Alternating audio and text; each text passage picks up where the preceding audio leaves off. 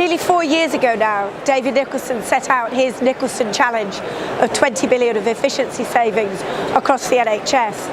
I think at the time there was almost an audible gasp at the scale of the financial challenge facing the NHS for 4 years. I think the challenge we face now is the realisation that it's not just 4 years of austerity, but a decade of austerity. Austerity is our new normal now. That decade of austerity means transforming the way that we deliver healthcare.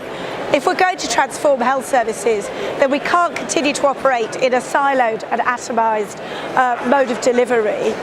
And the reforms bring new opportunities, but they also bring new challenges to that, with many more agents, more regulators, different commissioners commissioning different parts of the service. So it's absolutely imperative that people to get together, have a shared vision of the service, and they work together, focus not just on the short term, but on that underlying change.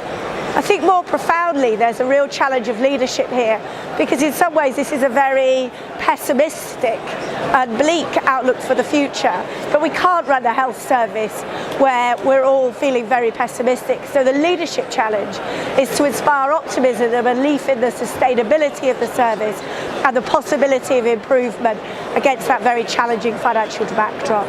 I think there's a consensus amongst health policy makers here and actually across Europe that the services of the future need to look and feel very differently. And I think they need to look and feel differently in two regards. Obviously, they need to be much more orientated around the needs of an elderly population with chronic disease, but also they need to engage people very differently. Derek Wadless, in his review 10 years ago, talked about a scenario of the future of a fully engaged NHS. And actually that terminology is more relevant today even than it was 10 years ago. But it's the one bit of his legacy that we never really delivered on. So that change to empower people to take more care of their own health is absolutely vital if the health service is to be sustainable.